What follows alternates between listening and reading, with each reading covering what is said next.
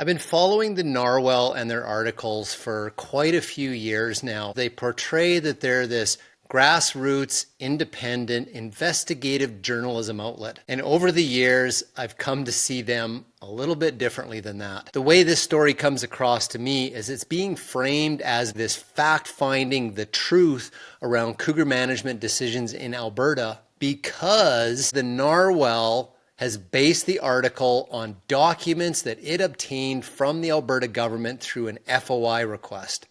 I've been through all of the documents in this FOI request, and I simply don't see the story that the Narwhal is claiming that exists. What I've seen that they've done is they've picked and choosed bits and pieces out of government emails, and they've stitched those together to create a narrative. Then they use words like scrambling, substantial, and quietly changed. In communication, these are what we refer to as loaded words. They're not chosen for their literal meaning. They're chosen because the connotation of that word is portraying something negative about the statement. This is manipulative communication, not objective communication. So what I saw in the FOI documents is simply this normal flow of government communication that goes back and forth between multiple departments and multiple people leading up to a decision. In the Narwhal's article, I've seen statements from emails that have been attributed to the wrong person. And there's quotes in this article that apparently people made, and I cannot find those in the FOI documents. So it's not just as simple as what the Narwhal's trying to say here, is that there's this science that's being ignored in Alberta.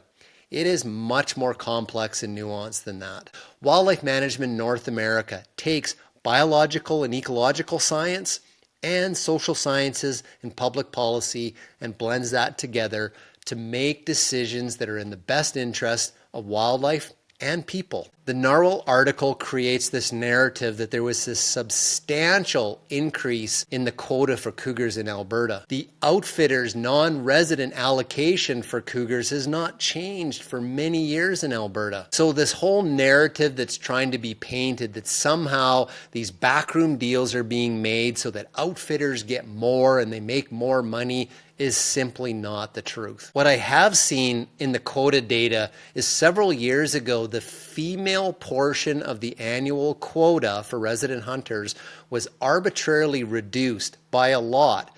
A recent policy decision was made to reconcile that female portion of the quota back to where it was several years ago. Part of the undertones in this article that come out to me, and I've seen this in this cougar debate in Alberta all year long, it's this one political party versus the other political party. Under the previous NDP government, their cougar quota numbers were actually higher than exist now. And the number of cougars that conservation officers were killing under conflict or problem scenarios was way higher under the NDP government than is currently under the UCP government. So to be perpetuating this narrative that somehow one political party is worse for cougar management and conservation in Alberta than another is simply a false narrative. The Narwhal article tries to focus on this whole notion of changes in cougar quota. Quotas are not animals that are killed in the hunting season. In some years, I've seen that the harvest is only 60% of the allocated quota for a hunting season. You know, the reality is over the last 100 years in Alberta, cougar populations have been increasing and they've been expanding into areas that they never were historically. All of that has been taking place in the presence of cougar hunting.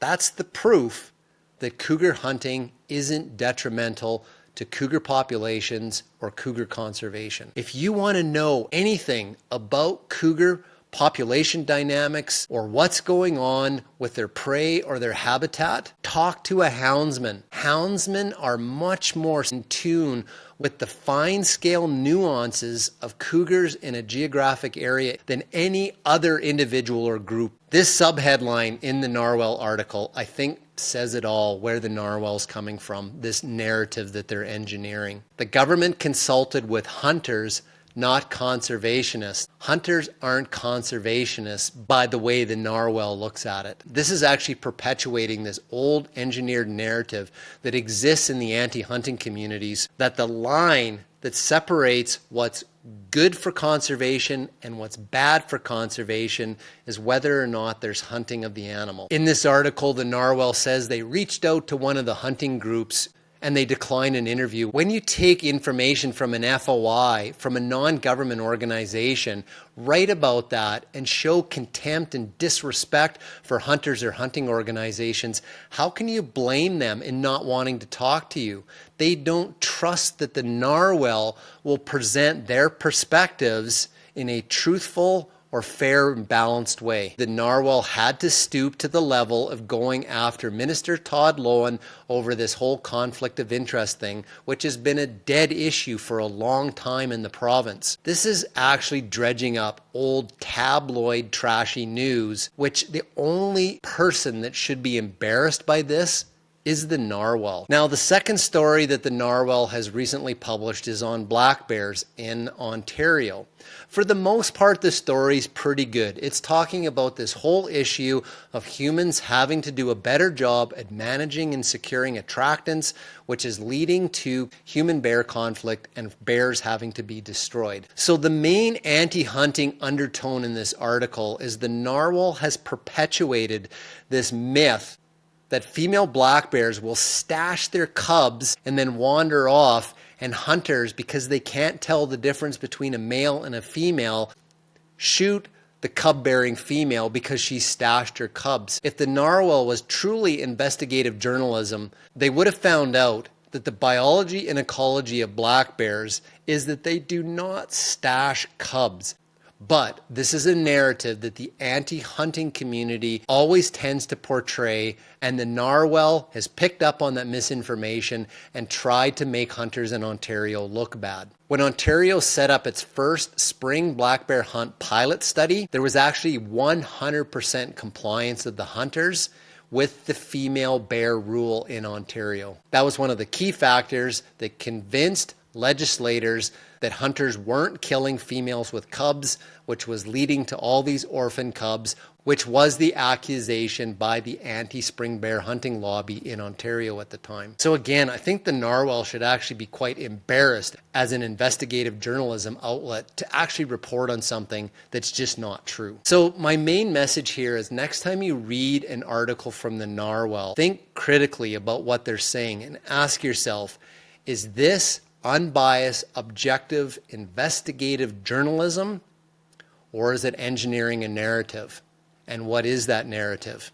Ask yourself, why? Why are they doing this?